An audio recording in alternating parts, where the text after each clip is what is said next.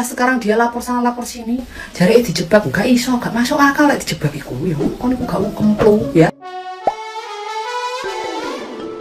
Di tengah kisruh rumah tangga Wardatina Mawat dan Insanul Fahmi yang menyeret nama Inara Rusli, kini muncul keraguan besar terhadap laporan hukum yang diajukan Inara. Inara telah melaporkan Insanul Fahmi atas dugaan penipuan terkait status pernikahannya, mengklaim dirinya ditipu hingga mau menikah siri. Namun, pengacara kondang Hotman Paris segera memberikan komentar yang sangat menohok, mempertanyakan validitas hukum dari laporan penipuan tersebut yang ia anggap terlalu lemah untuk diproses di pengadilan. Hotman Paris berargumen secara hukum Inara akan kesulitan membuktikan adanya penipuan. Hotman Paris beralasan bahwa ketika seseorang sudah menyerahkan diri untuk dinikmati bersama, hal itu bukan lagi dikategorikan sebagai penipuan, melainkan sebagai tindakan suka sama suka dan menikmati hubungan tersebut. Menurut Hotman Paris, penyerahan diri dan kenikmatan yang terjadi membuat elemen penipuan dalam konteks status pernikahan menjadi tidak signifikan di mata hukum. Sehingga laporan Inara Rusli diprediksi akan menemui jalan buntu. Nah, gimana nih menurut netizen yang terhormat? Silahkan berkomentar ya.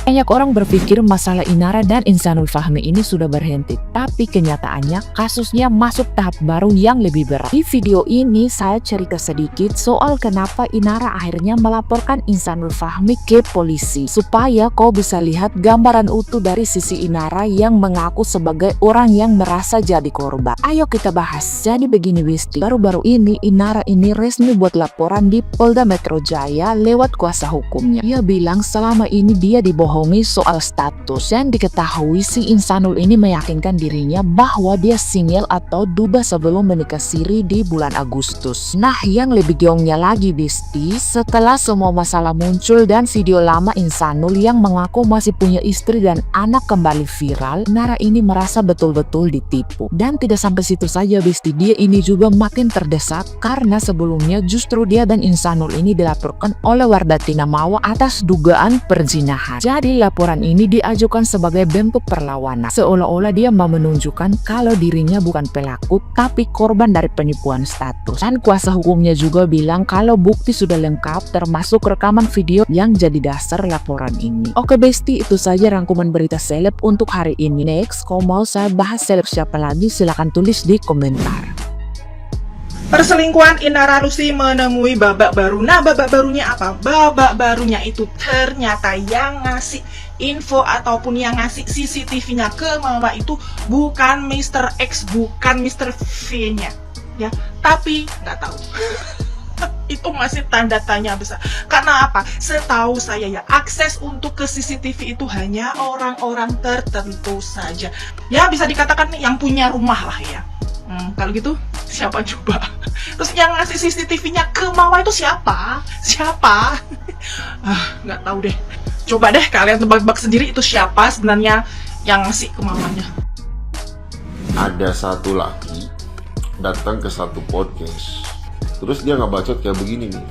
Bini gue nih sebenarnya baik, cuman kan kagak mungkin ya gue ngebongkar aib bini gue di sini. Tapi di sepanjang podcast, lu ngejelek-jelekin bini lu mulu anjing. Padahal yang ngelakuin aib, lu. Yang ngelakuin hal haram jadah, lu.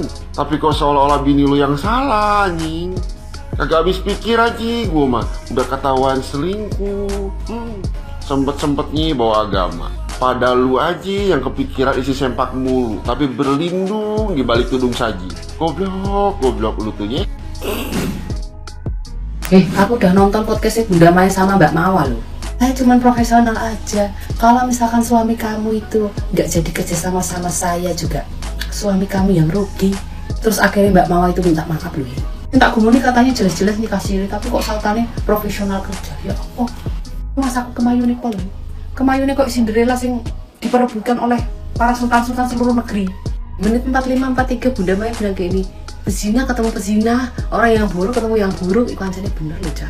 Podcast itu dia nangis-nangis ya, karena dia cerita tuh katanya disuruh penyidik lihat video nih macan ngau-ngau-ngau.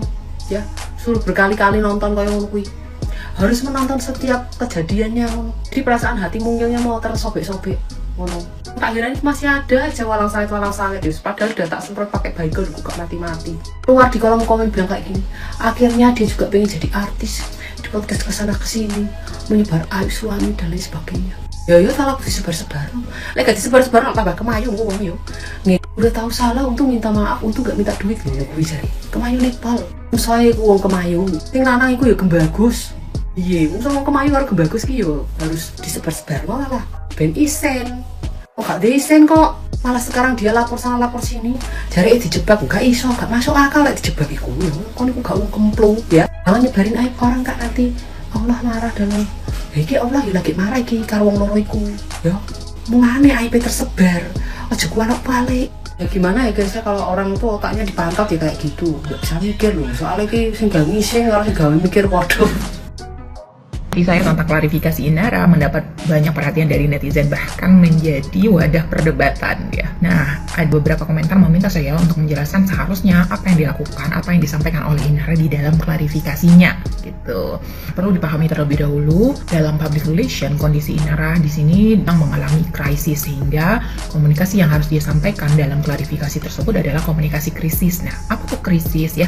Situasi di mana seseorang reputasinya itu terancam, bahkan brand-brand yang terafiliasi dengan seseorang ini ya, karena dia public figure itu juga ikut terancam, sehingga jadi kalau dia dianggap bersalah, yang lain juga dinilai salah, dinilai buruk, sehingga perlu nih mempertimbangkan statementnya apa agar kondisi ini tidak semakin buruk.